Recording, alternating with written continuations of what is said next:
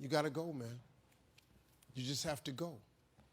Never wait on the right time, because the right time ain't ever coming. All that, when we get my ducks lined up in the row, no, you won't. No, you won't. Because as you have aspirations, you got to understand that the devil understands your aspirations too. The devil's job is to rob you of your destiny. So there will always be an obstacle. So if you're waiting on the right time, you'll never make the move. You have to go. See, devil, he only has one job, to rob you of what God intended for you to be. That's his only job. So he has a lot of people that work for him full time. They're called haters. And they at work all the time. And you all experience with them too. And so what you got to do is, when you have these ideas of greatness, you got to go forward. Because it's not going to be a right time. Just go. Just go. Go, jump, take a chance. I walked in a comedy club October 8th, 1985. Had never been in a comedy club, had only heard about them. I was writing jokes for this comedian. This girl told me, "You're writing his jokes?" I said, "Yeah." She said, "Why don't you do them yourself?"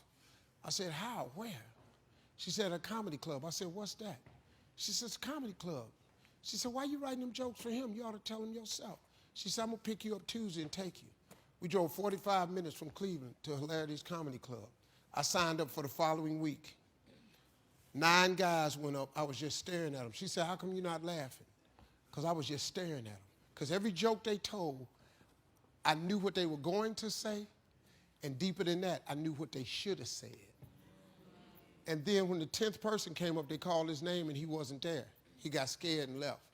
So they said, "We're going to go to next week's list. Is Steve Harvey still here?" And I looked at her, and I said, "Man, this dude in here got the same name I got."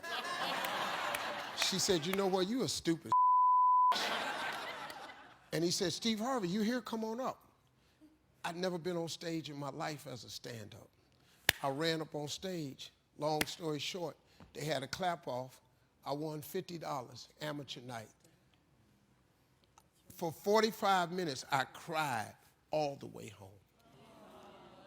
That girl said, "Why are you crying? It ain't but $50. I said, "No, you don't understand. I was born tonight." I said, "This is what I'm going to do the rest of my life."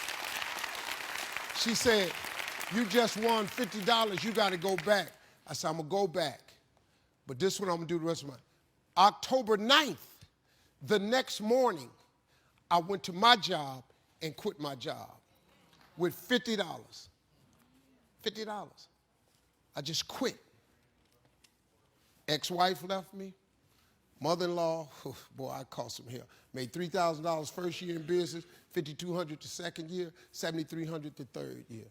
Became homeless, lost everything I ever owned, lived in a car for 3 years. I kept telling them jokes.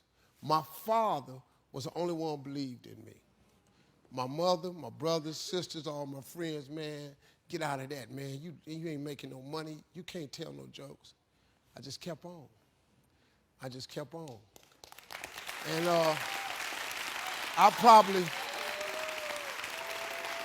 have made a lot of money, man.